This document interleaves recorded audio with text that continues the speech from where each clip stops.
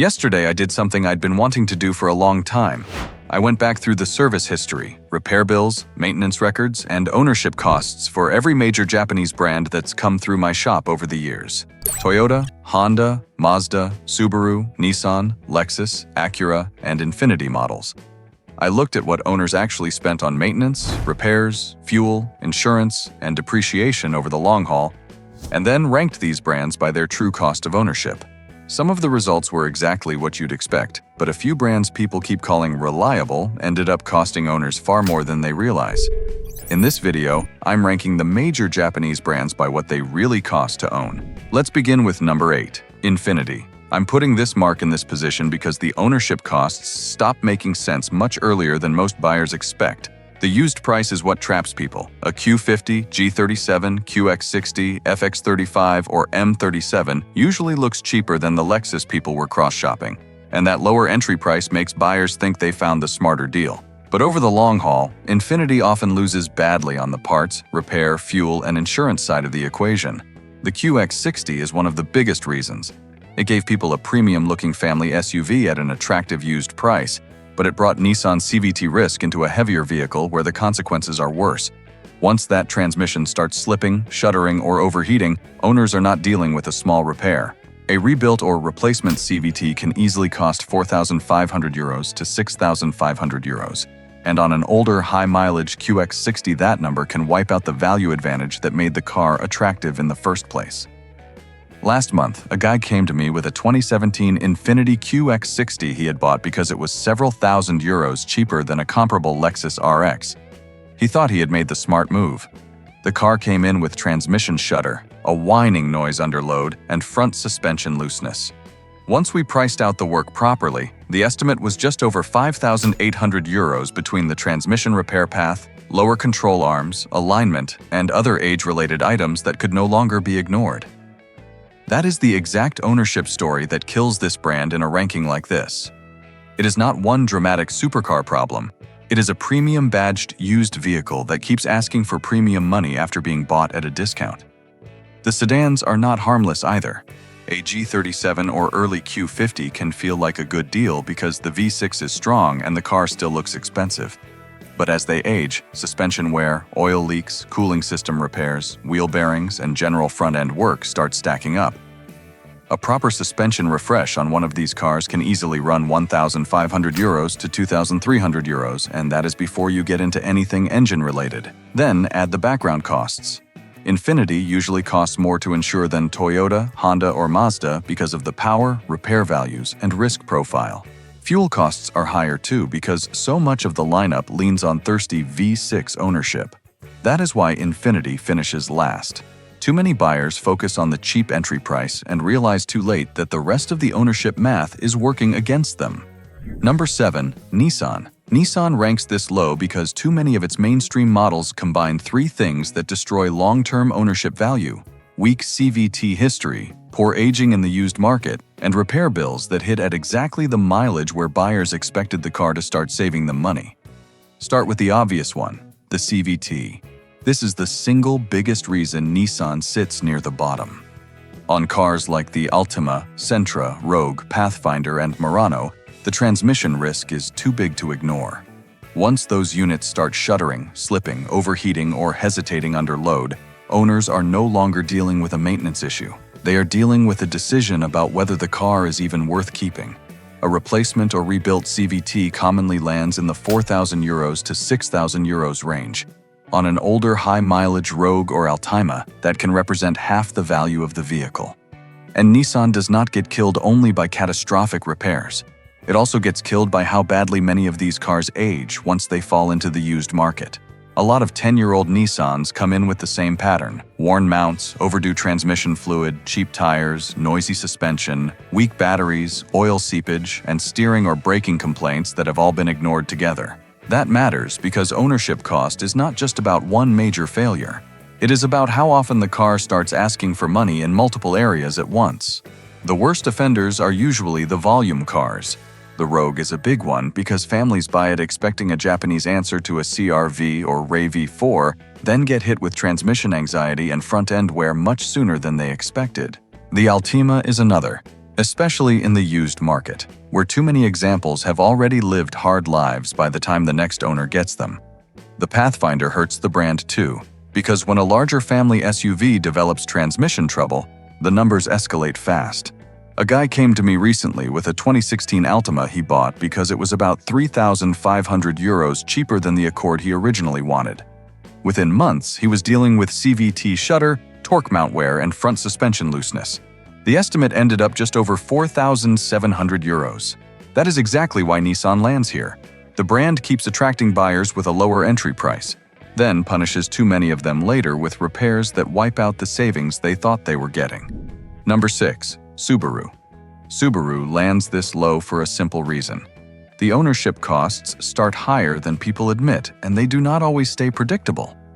Standard all-wheel drive on most of the lineup is great in snow, rain, and bad roads, but it also means more drivetrain complexity, more tire sensitivity, and usually worse fuel economy than the front-wheel drive Hondas, Toyotas, and Mazdas buyers cross-shop against. And the repair cost data backs that up. RepairPal puts Subaru's average annual repair cost at $617, which is not catastrophic, but it is high enough that Subaru does not belong in the cheap-to-own conversation the way people often assume. The older engines are one reason the brand still pays a long-term ownership penalty. Subaru's older EJ25 reputation did real damage because head gasket failures were not a myth. Underhood service notes that many EJ head gasket failures show up around the 100,000 mile mark and often begin as slow oil or coolant leaks. Once that job comes due, owners are not dealing with a small bill. On older Outbacks, Legacies, Foresters, and Imprezas, a proper head gasket repair with machine work, seals, and labor can easily push into the 1,800 euros to 3,000 euros range depending on what else is found while the engine is apart. Then there is the newer side of the brand, where Subaru avoided some of the old head gasket stigma but did not fully escape transmission anxiety. Subaru has issued CVT warranty extensions on affected vehicles, including an NHTSA-posted bulletin covering certain models, and there was also an extended warranty settlement tied to the Ascent CVT. That matters because once a family SUV like an Ascent or a high-mileage Outback starts having CVT trouble, owners are suddenly looking at the kind of repair that changes the value of the whole vehicle. And Subaru ownership gets expensive in smaller ways too. Last month, a 2014 Forester came in with a rear wheel bearing howl, leaking valve cover area, and a full set of mismatched tires. The owner wanted to replace only 2 tires to save money. On a Subaru, that is exactly how people create bigger AWD problems later. By the time we priced the wheel bearing, proper tire correction, alignment, and the oil leak work he had postponed, the estimate was just over 1,900 euros. That is why Subaru sits here. Good in bad weather, often durable enough, but too expensive to rank with the truly cheap Japanese brands once you count AWD-related wear, older engine history, CVT risk, fuel, and the way these cars punish owners who cut corners. Number 5. Acura. Premium fuel, larger brakes, pricier tires, more complex AWD hardware, and enough model-specific trouble spots to keep Acura out of the cheap ownership tier. That is the real reason Acura lands here. It is not an unreliable brand overall. In fact, RepairPal still rates Acura well and puts the brand's average annual repair cost at about $501, with the MDX itself around $571 a year. The problem is that buyers do not shop Acura expecting pretty reasonable for a luxury brand. They shop Acura expecting basically Honda money, and that is where ownership math starts going wrong. Look at the way people usually buy these cars.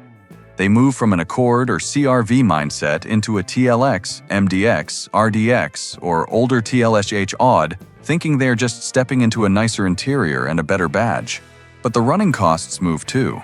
Acura itself lists premium unleaded 91 octane as recommended on TLX documentation, and that alone quietly adds real money over a long ownership window. Then you add larger brake packages, more expensive wheel and tire sizes, and on SH Odd models, the extra drivetrain hardware that mainstream Hondas do not carry. Then come the engines and model-specific bills. The J37 is one of the biggest reasons Acura cannot rank higher. Oil consumption complaints on that engine are well established in Acura owner communities, and third-party reporting on the J37 notes consumption can reach roughly 1 quart per 1,000 miles in bad cases, with a 2020 settlement tied to extended warranty and reimbursement options. That matters because once a TLSL or MDX starts burning oil heavily, you are no longer talking about just top it off and keep driving. You are talking about fouled plugs, catalyst stress, and a repair path that can get expensive fast. And the brand's costs stack in a very Acura-specific way. Last month, a 2012 MDX came in needing front brakes, lower control arms, a leaking spool valve reseal, and a full set of tires. Nothing catastrophic. That was the whole point. No disaster, just normal premium brand aging. The estimate still came out at €2,180. That is Acura ownership in one invoice. Rarely absurd, often defendable, but too consistently above Honda money to rank any higher than this. Number 4. Mazda. Mazda gets this spot because it solves one of the biggest ownership cost problems in the Japanese market. It gives buyers a lot of the quality and driving feel they want without forcing them to pay Toyota or Honda money to get in. That matters over a long ownership window. RepairPal puts Mazda's average annual repair cost at $462 and ranks the brand 5th out of 32 overall, which is strong. On individual core models, the numbers stay reasonable too. The Mazda 3 averages $433 a year, and the Mazda 6 $481, both below their class averages. That is exactly why Mazda belongs in the upper half of this ranking. It usually gives owners a cheaper buy-in than Toyota or Honda without punishing them later the way Nissan or Infiniti often do. The reason Mazda does well is that the brand's best mainstream products are usually simple enough to own long-term. A naturally aspirated Mazda 3, Mazda 6, or CX-5 with the 2.5 Skyactiv setup is the kind of car that can make a lot of financial sense in the used market. You get good fuel economy, timing chain simplicity, and a cabin that feels more expensive than the badge suggests, but you usually avoid the resale premium attached to similar Toyotas and Hondas. That lower entry price matters because cost of ownership is not just repair bills, it is what you paid, what you burn in fuel, and how often the car asks for money once it ages. Mazda tends to stay on the right side of that equation more often than people realize. Mazda does lose points for a few recurring annoyances. One of the best-known examples is the Mazda Connect Ghost Touch, spider crack, surface peeling infotainment issue, which shows up in TSBs across multiple Mazda 3, Mazda 6, and CX-5 years. That kind of problem is not usually catastrophic, but it is exactly the sort of ownership irritation that costs money and frustrates people because the car still drives fine while the screen starts acting stupid. Last month, a guy brought in a 2018 CX-5 because the screen was jumping through menus on its own and the backup camera view was becoming nearly unusable. Once we priced the screen repair kit, labor, and a couple of deferred wear items he had been ignoring, the estimate came out just under €900. Not a disaster, but also not nothing. So it is usually a smart ownership brand, especially on its simpler non-turbo cars. But it still carries enough smaller quality and aging issues to keep it below the absolute best Japanese brands on total long-haul cost. Number 3. Lexus. When I look back at the Lexus vehicles that have come through my place over the years, the pattern is pretty clear. These cars usually do not come in with the kind of catastrophic problems that make an owner question the whole vehicle. They come in with age-related repairs. A leaking water pump on an RX 350. Front struts on an ES 350. Brakes, control arms, suspension bushings, and the occasional axle or cooling system job on a higher mileage GX 460. Expensive enough to notice, yes, but usually not the kind of failure that turns the car into a mistake. That is a huge reason Lexus sits this high. A lot of owners are scared of Lexus because they hear luxury brand and immediately assume the car is going to age like a money pit. That usually is not what happens. The better Lexus models, especially the ES 350, RX 350, and GX 460, tend to age on proven hardware. That matters. Over the years, I have seen too many of these cars go deep into high mileage without the kind of chronic transmission drama, weak engine reputation, or repeated electrical nonsense that drags other brands down this list. The trade-off is that Lexus still makes you pay the luxury tax in the background. Premium fuel is a real cost on a lot of these models. Tires are not cheap. Body parts, lighting, trim, and suspension components cost more than what the average Toyota owner is used to. Last month alone, I priced an RX 350 with a water pump seep, front strut leak, and rear brake job, and the estimate was already well into the €2,000 range before anybody was talking about cosmetic work or tires. On an older GX 460, It is not hard to build a €1,500 to €2,500 invoice just with brakes, suspension, and normal wear items. But here is why Lexus still ends up near the top instead of the middle. The owners are usually paying to maintain the car, not to rescue it. That is a completely different ownership experience. A lot of brands lower on this list get crushed because one major failure resets the whole calculation. Lexus usually does not work like that. The money tends to go into keeping a durable car in good condition, not trying to save a fundamentally weak one.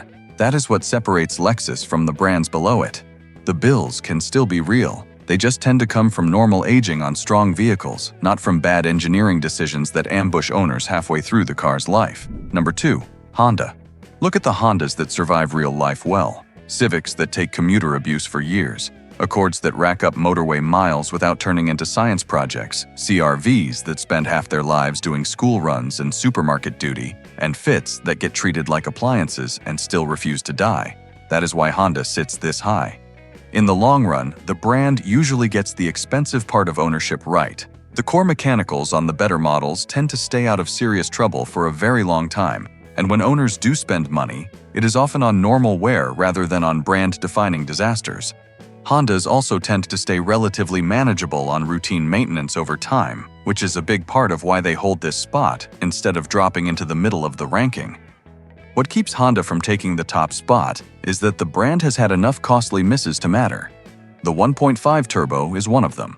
Honda had to extend warranty coverage on certain Civic and CR-V models because of the oil dilution issue, and that problem matters in a ranking like this because it affected exactly the kind of mainstream daily drivers that are supposed to be easy ownership cars.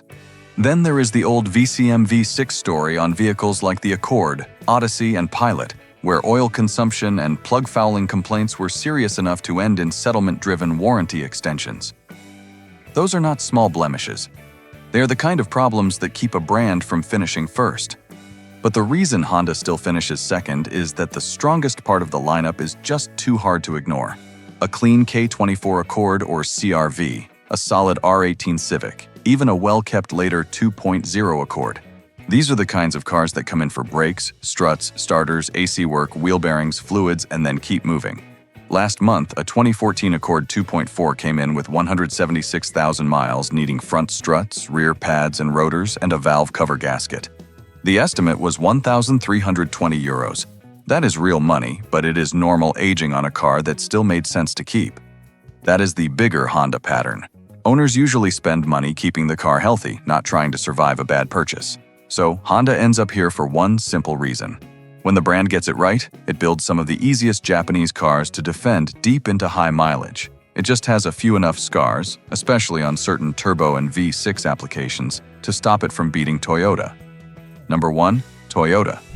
The easiest way to explain why Toyota takes the top spot is this. More Toyota owners make it to high mileage still talking about the car like it owes them nothing. That is rare. A lot of brands can look good at 70,000 miles. Toyota's advantage shows up much later, when the car has been through years of bad traffic, cold starts, missed washes, cheap fuel, rough roads, family use, and owners who were never especially careful. The brand just keeps producing cars that stay mechanically defensible deeper into their lives than almost anyone else. Think about the models that built that reputation properly. Corolla, Camry, RAV4, Highlander, Avalon, Prius, 4Runner. Different classes, different buyers, different kinds of use, and yet the same pattern keeps showing up. Fewer catastrophic ownership stories, fewer weak powertrain combinations that poison the whole brand, and fewer moments where one repair suddenly makes the vehicle feel like a bad decision. That matters more than any marketing line about reliability ever could. Toyota also wins because the maintenance rhythm is usually simple. Oil, brakes, tires, fluids, suspension as the car ages, maybe a water pump, maybe a wheel bearing, maybe some struts once the mileage gets serious. Those are real expenses, but they are normal expenses. On the better Toyota models, owners are usually not getting ambushed by a terrible transmission reputation, a deeply flawed mainstream engine family, or a premium brand parts bill hiding behind an ordinary badge. And when Toyota does have a weak spot, it usually stays limited enough that it does not poison the whole lineup. That is important. Every brand has misses. Toyota has had engines and years worth avoiding, but the difference is scale. A bad Nissan transmission story can drag half the brand down with it. A bad Infiniti ownership story can ruin the math of the whole car. Toyota has built too many durable combinations across too many segments for those misses to define the brand. A few weeks ago, a 2012 Camry came in with over 210,000 miles needing front struts, a valve cover gasket, and rear brakes. The estimate was a little over 1,400 euros. That is the kind of invoice Toyota owners see all the time. Not fun, not tiny, but completely reasonable on a car that still has plenty of life left. That is the point. The car was old, the mileage was real, and nobody was talking about giving up on it. That is why Toyota finishes first. Over the long haul, more owners end up paying to keep the car going than paying because the car betrayed them. That is the best cost of ownership story any brand can have.